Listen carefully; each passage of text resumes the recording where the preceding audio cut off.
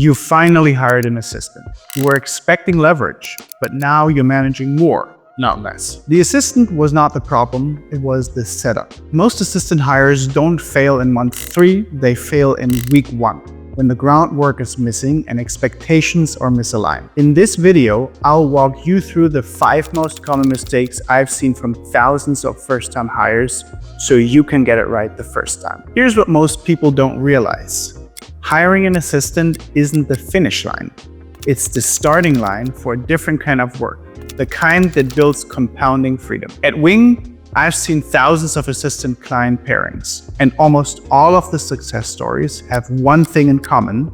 They avoided these early preventable mistakes. This video is about helping you sidestep those traps and set up your assistant to win from day one. Mistake 1, vague outcomes, no success definition. Can you just help me with stuff? That's not a delegation strategy.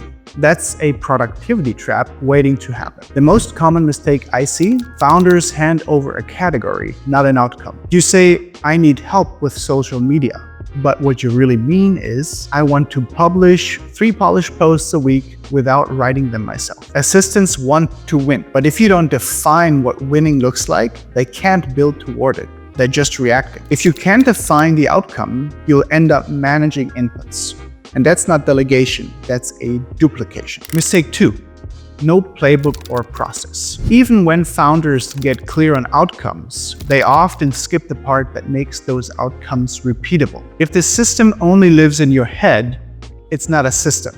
And without a system, every task feels like a brand new problem. I've seen this play out more times than I can count. Founders spend hours onboarding an assistant, then they get pinged 12 times a day because there's no shared process. Before, task message, can you help with reporting?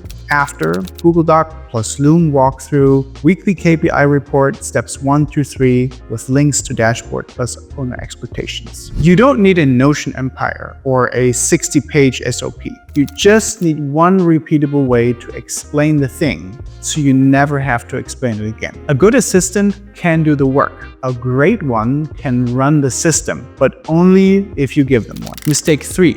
Treating your assistant like a task rabbit. If you treat your assistant like a vending machine, input task, expect output, you're not building leverage, you're building dependency. The best assistants are not task takers, they are operators. They think in systems, anticipate needs, and adapt to how you work. But that only happens if you treat them like part of the machine, not just a button on the side. Old mindset, do this one thing for me. New mindset, own this workflow so I never have to touch it again. I've seen this with actually 2 particular clients that joined about 1.5 years ago. They both needed a social media assistant. Client A, they told their assistant, hey, here's the folder with all the social media content, use it and post the stuff on social media. That client churned after about 2 weeks because they didn't feel that there was a good outcome. The other client took their assistant and told them, hey, I need you to take this library of social media content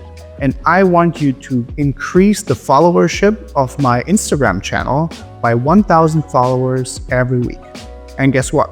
That client is still with us. Assistants are capable of far more than basic admin. I've seen them build reporting dashboards, run internal communications, even train new hires, but only when the founder stepped back and said, this is yours now. Train systems, not just steps. If you want leverage, don't ask, what can they take off my plate? Ask, what can they run without me? Mistake 4, skipping the why conversation. A lot of assistants fail, not because they missed a task, but because they didn't understand the bigger picture. Most founders are good at saying what they want. Fewer explain why it matters or how it fits into the bigger picture. But when an assistant understands your priorities, your pace, and your principles, they start anticipating, not just reacting. I've seen assistants go from average to essential just by hearing a Loom where the founder explained, here's how I make decisions, here's what really matters to me, and what we're trying to build. You don't need to overshare or narrate every move, but if you want your assistant to think clearly,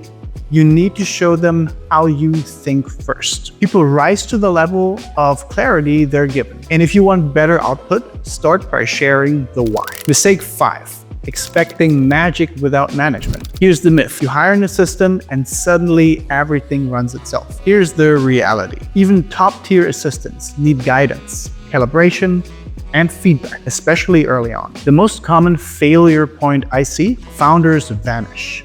No check-ins, no feedback, no systems for iteration, just silence until something breaks. Managing doesn't mean micromanaging. It means setting expectations, reviewing outcomes, and adjusting course together. Assistants also don't need magic, they need rhythm. And when you give them that, they give you back your time. Final breakdown, set them up, don't set them adrift. Hiring an assistant is like handing someone the keys to your house. You don't just say, figure it out and leave for the weekend.